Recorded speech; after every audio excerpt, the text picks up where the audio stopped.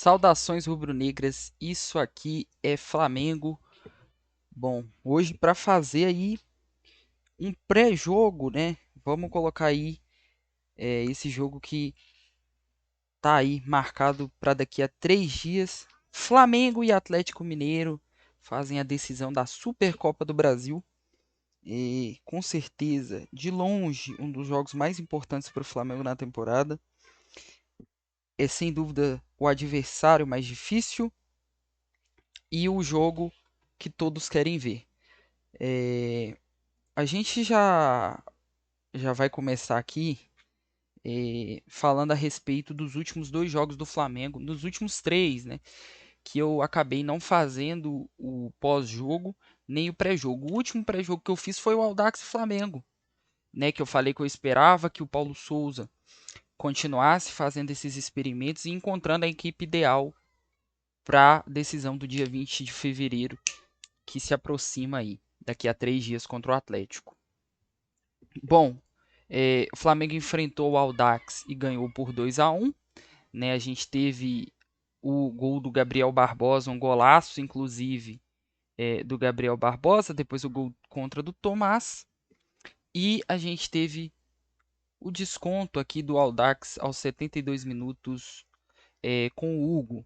A gente teve uma goleada do Flamengo contra o Nova Iguaçu, de longe o melhor jogo do Flamengo com Paulo Souza. Quero destacar nesse jogo a atuação do Rodinei. Eu vou falar isso mais pra frente, mas foi é, o cara que mais entendeu essa função de ala no esquema tático do Paulo Souza e me surpreendeu bastante. Foi uma atuação muito boa do Flamengo, inclusive jogadores que eu estou contestando nesse início de temporada, como o Diego e como o Pedro fazendo os gols, né? Então a gente teve um golaço também de falta do Arrascaeta, um belo gol do Gustavo Henrique logo no comecinho do jogo, subiu muito alto e fez o gol. E a gente tem ontem, né? Ou anteontem, foi ontem mesmo, o horário do jogo foi tão incomum, foi à tarde, né? Que não dá nem para lembrar direito, mas foi ontem um jogo numa situação completamente adversa. O Flamengo tomou um gol aos 2 minutos e depois teve que propor jogo, Madureira todo fechado. E o jogo só foi mudar com a entrada do Everton Ribeiro e do Ilharão. Aqui, inclusive, no primeiro tempo, o Ilharão, que entrou no lugar do Andréas Pereira, que seria expulso. A primeira coisa que eu quero já falar aqui é em relação ao Andréas Pereira, né? O Andréas Pereira, ele infelizmente não tá com cabeça para jogar, tá completamente disperso, é, quase foi expulso, entrou na pilha dos jogadores do Madureira, perdeu a cabeça ali e o Paulo Souza o substituiu logo aos 40 minutos do primeiro tempo. Uma substituição acertada do Paulo Souza, porque o Andréas simplesmente não vinha jogando nada. E aí uma coisa interessante, né?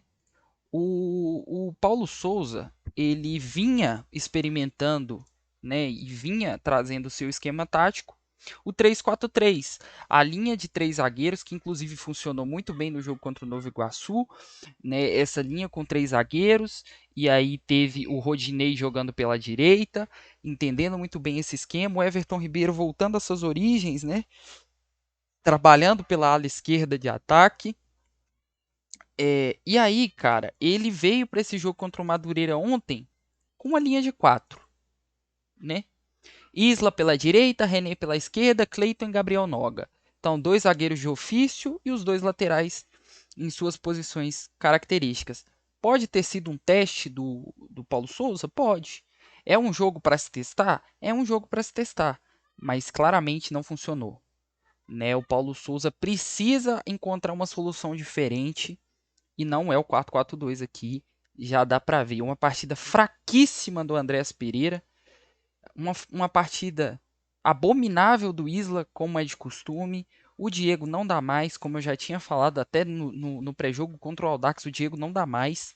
Ele entrou contra o Fluminense, foi muito mal. E ontem, assim, ele é o cara, inclusive na live do Renato Maurício Prado, eu concordo com muita coisa que o Renato falou. O Diego é um cara que para o jogo, ele gira pra lá, gira pra cá, não é à toa que ele tem um apelido de Diego Giras. E ele quebra esse ritmo do Flamengo. O Flamengo tem jogadores rápidos. O Vitinho também não entrou tão bem. O Pedro, cara, o Pedro assim tem um início de temporada fraquíssimo.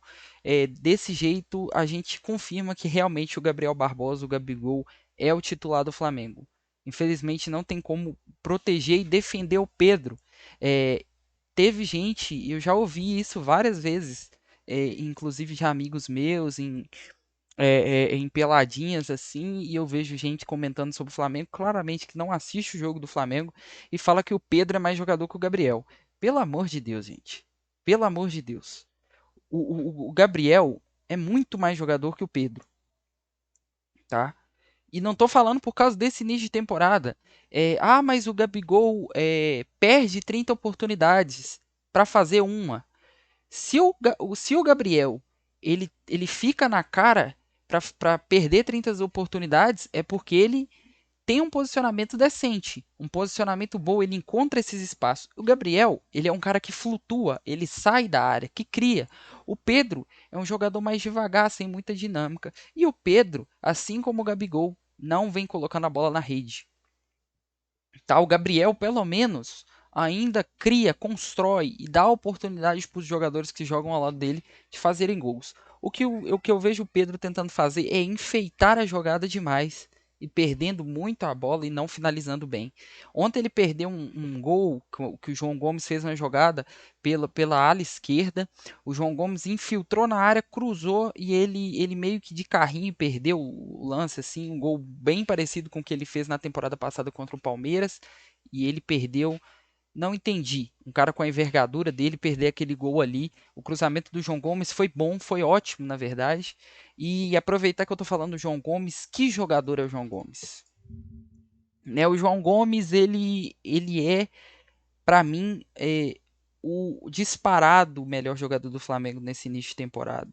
Né? Inclusive, eu vi notícias que o Flamengo tinha recusado propostas pelo João Gomes. E é loucura, seria loucura, né, vender o João Gomes ou emprestar o João Gomes agora, sendo que é um dos jogadores mais em alta do Flamengo. Eu vi isso na coluna do Fla. O João Gomes não pode sair. Né? O João Gomes não pode sair. E é isso, né? O João Gomes tá aí. É, Continuando falando do João Gomes, ele é um cara que desarma. Ele é um cara que criou. Ontem o Flamengo fez um primeiro tempo fraquíssimo, saiu perdendo no primeiro tempo e passou o primeiro tempo inteiro perdido em campo. E o João Gomes fez um partidaço, né? Ontem contra a equipe do Madureira. Criou, foi à frente. Você vê aqui que ele movimenta o campo inteiro, né? Isso aqui é da temporada passada, mas ele é um cara que realmente se posiciona dessa forma. Ele percorre o campo inteiro, ele não desiste das jogadas e tem o DNA de ser Flamengo. Bom, quem mais que eu preciso comentar aqui? O Gabriel Noga e o Cleiton são dois jovens. Eu acho o Gabriel Noga muito seguro e o Diego Alves, hein? No primeiro lance ali, cara, era uma bola defensável pelo Hugo, tá? Então, eu queria já adiantar aqui que o Diego Alves não dá mais. Então eu já vou escalar o time contra o Atlético. Hugo, né? O Hugo, independente da falha que ele teve lá no jogo contra o Fluminense, que eu também não acho que tenha sido culpa somente dele, é ainda o goleiro em alta no Flamengo, um goleiro em fase de construção. Não sei se ele está pronto, muita gente fala que ele não está pronto, mas ele é sim mais goleiro que o Diego Alves atualmente e acho que no futuro também já vem se mostrando mais goleiro do que o Diego Alves. Vamos lá. É, Temos aqui o Isla, cara. O que eu vou falar do Isla, né? Pra mim, o Mateuzinho joga mais que ele, o Rodinei joga mais que ele. Não sei o que acontece com o Isla, porque na seleção chilena eu ouço falar muito bem das partidas dele. É óbvio que eu não vou assistir jogo do Chile pra ver a atuação do Isla. Mas é o que eu ouço falar do Isla. É que ele joga bem pela seleção chilena. Mas eu vou destacar aqui que a linha de três do Flamengo precisa ser Fabrício Bruno que entrou muito bem contra o Nova Iguaçu. Me mostrou ser um zagueiro seguro, me mostrou confiança, principalmente na bola aérea. Então, Fabrício Bruno, a volta do Davi Luiz, que com certeza é nosso melhor zagueiro, de longe, é um zagueiro completíssimo. Voltou ontem na partida contra o Madureira, entrou, jogou 15 minutos. Tomara que esteja 100%. E o Felipe Luiz. Né, o Felipe Luiz, que também é um dos nossos melhores jogadores. Infelizmente, na temporada passada, jogou o final dela, inclusive o erro dele na final da Libertadores, devido ao desgaste físico, né? É um jogador que, mas aqui, como vocês podem ver, dentre as notas aqui do Flamengo no Brasileiro, na Libertadores, um dos principais jogadores do Flamengo. Tá aqui, né? Entre os principais jogadores do Flamengo. Lógico que quem lidera esse ranking aqui é o Georgia de Arrascaeta. E a gente tem aqui, cara, um negócio muito interessante, que é essa linha de três, mas e aí? Quando o Paulo Souza ele escolhe o 3-4-3, que ele escolhe esse esquema tático que ele trabalhou nas equipes dele, Fiorentina, né, e as outras equipes na qual ele teve passagens, né, inclusive na seleção polonesa, se não me engano, era esse o esquema tático que ele usava. É, os dois alas, né? Quem serão os dois alas do Flamengo? E na minha opinião, Rodinei pela direita e Everton Ribeiro pela esquerda. Por mais que o Mateuzinho seja nossa melhor opção entre os três, entre Isla, Rodinei e Mateuzinho, o Mateuzinho sai um pouco na frente. O Rodinei se mostrou nesse jogo contra o Nova Iguaçu o jogador que melhor compreendeu a sua função, subiu, cruzou, fez as jogadas, deu dinâmica para o meio, conseguiu subir, descer e ajudar a linha defensiva, né? Depois, né, quando o Flamengo joga para se defender, faz essa linha com 5, né? E é interessante o jogo posicional que o Rodinei fez. E então, eu prefiro que o Rodinei jogue ao Mateuzinho, pelo menos nesse momento agora. Tá? E aí, pela lateral esquerda, um jogador que é frequentemente criticado por mim, mas que eu vou dar uma chance para ele, é o Everton Ribeiro, né? Inclusive entrou no jogo de ontem e fez um gol de cabeça. Ele tá aí tentando se recuperar. Para mim é um jogador já em um processo de decadência, não vai recuperar o futebol que ele jogava no início do Flamengo, ou em 2019, ou na época do Cruzeiro em 2012, 2013, que foi, sem dúvida, o mestre regente daquele meio de campo do Cruzeiro que ganhou o bicampeonato brasileiro, mas pode ajudar esse time do Flamengo e é um grande jogador ainda, né? E aí, cara, sem dúvidas para mim, João Gomes e o Ilharão. Quero destacar a entrevista do Ilharão ontem, na partida contra o Madureira. Então a gente tem uma matéria aqui da coluna do Fla que diz o seguinte: o Ilharão destaca a importância da vitória contra o Madureira pelo Cariocão. O Flamengo encarou seu último desafio antes da decisão pela Supercopa do Brasil, o Madureira, pela 7ª rodada do Campeonato Carioca. Desta vez, o mais querido saiu de campo com uma vitória de virada por 2-1, após o técnico Paulo Souza fazer algumas alterações na segunda etapa. Com mais 3 pontos na bagagem, o volante William Arão, autor do primeiro gol rubro-negro, destacou a importância de vencer o duelo apesar das adversidades. E aí o William Arão diz o seguinte: estou muito feliz com a assistência, com o gol e em poder ajudar a equipe a conseguir os 3 pontos. Um gramado difícil, a bola não rolava, era duro. Tem jogos que não vamos conseguir jogar bonito, então o importante é vencer. O mais importante são os 3 pontos e conseguimos. O trabalho foi feito, mas é claro que não foi perfeito e temos que corrigir. E é melhor corrigir com a vitória. Concordo plenamente com as palavras do Ilharão. Eu acho que o Flamengo, independente de jogar mal e em condições adversas, o campo é ruim para os dois. E o Flamengo é mais tímido que o Madureira.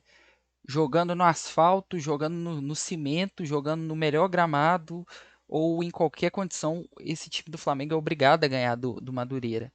e foi o que vimos ontem. Então é importante que o Ilharão tenha essa consciência aí de que o Flamengo precisa vencer, independente da condição de gramado ou do adversário. É, então, belas palavras do Ilharão. Para mim, o Ilharão é um dos grandes ídolos do Flamengo, né? É um desses jogadores que pouca gente vê, mas que faz uma diferença gigantesca em campo. Ele não vinha bem, não jogou bem contra, se não me engano, foi contra o Audax, que ele não entrou muito bem. É, acho que foi contra o Audax, que o segundo tempo dele foi fraco. Contra o Fluminense também, ele não me surpreendeu muito. E mas é um jogador importantíssimo para o Flamengo. É, a gente tem aqui uma matéria do GE, duas na verdade, que são interessantes. Para fechar essa tabela do Carioca, o Flamengo é segundo colocado com 16 pontos, atrás do Fluminense com 18, que venceu 6 partidas e perdeu somente uma. O Flamengo ganhou 5, empatou uma e perdeu outra. Né? Então, o João Gomes eu já destaquei, jogando muita bola. Aí entra Bruno Henrique, Arrascaeta e Gabriel Barbosa, sem chances pro Pedro, tá? Não vem merecendo. E aí vai entrar o Arrascaeta aqui como armador central e o Bruno Henrique, o Gabigol ali mais à frente. O Gabigol gosta dessa flutuação pela direita, né? Gosta de vir buscar a bola na direita. Ele faz isso muito bem. Ele faz bons cruzamentos para o Bruno Henrique. O Bruno Henrique fez muitos gols de cabeça na temporada passada, em 2019, em 2020, subindo nessa bola cruzada pelo Gabigol. E eu espero que continue assim. A sinergia desse trio de ataque é muito boa. E assim, eu acho que é muito superior a qualquer time que o Atlético possa trazer. E para falar um pouquinho de Atlético Mineiro, né, a gente provavelmente tem um time do Galo com. Deixa eu ver que time entrou aqui. Provavelmente ele tem aqui poupado talvez o Godin, né? Deve entrar Godin, o Nathan Silva, não sei como que tá o time do Galo, mas é um time bem preparado. O Otávio, eu ouvi falar que entrou bem. Tem o Hulk, que é o grande problema, né? É, o Fábio Gomes aí, que é uma das novas, salvo engano, é uma das novas contratações do Flamengo vindo lá da Liga dos Estados Unidos, da MLS. Mas aqui a gente tem uma matéria interessante do GE. O Flamengo melhora com medalhões e vitória da indicativos para Paulo Souza. Aqui mostrou que Arão, Everton Ribeiro e Bruno Henrique mudaram o time, o que realmente aconteceu. E aqui, em relação aos mistérios do Flamengo, a gente tem que o Arrascaeta, né, comandou aquela vitória contra o Nova Iguaçu. Realmente foi um jogo sensacional da Arrascaeta, gol de falta, muito bem em campo. E aí a gente tem alguns episódios aqui dessa construção, desde a chegada do Paulo Souza até esse último jogo contra o Madureira. O que eu espero, tá? Dessa escalação aqui do Flamengo, que provavelmente está bem próximo disso que o Paulo Souza vai escalar. Eu espero que o Flamengo faça um jogo dominante. É lógico que o time do Atlético é mais preparado e mais forte nesse momento. O trabalho feito pelo técnico atual do Atlético Mineiro, é o turco, Mohamed, alguma coisa, ele é um trabalho de manutenção daquilo que o Atlético vem fazendo desde a época passada. O Atlético é um time forte e que teve o, sua, o seu melhor momento na temporada passada, ganhou quase tudo, mas o Flamengo é mais time. O Flamengo é mais time que o Atlético. E aí a gente tem essa notícia que hoje, essa notícia saiu agora à tarde, morde as costas, torcida do Flamengo esgota ingresso para setor exclusivo da Supercopa. Então, o Flamengo já lotou, né, a capacidade ali do camarote é, da torcida do Flamengo. O Atlético, é, lógico, já fez as suas é, deu o seu show, né? Falando que o Flamengo já sabia que o estádio seria Arena Pantanal e etc, e etc. E essa pressão que o Atlético Mineiro colocou provavelmente vai fazer, assim como o Renato Maurício Prado também falou, que o jogo seja tenso, né? Os jogadores já vão entrar com essa tensão, até porque existe uma grande rivalidade atual entre Flamengo e Atlético. Eu espero que esse trio de ataque funcione, que esses três jogadores estejam nos seus melhores momentos. Não tenho dúvidas que João Gomes e Villarão darão conta do meio-campo, são dois grandes jogadores. Espero que o Rodinei e o Everton Ribeiro façam um bom jogo.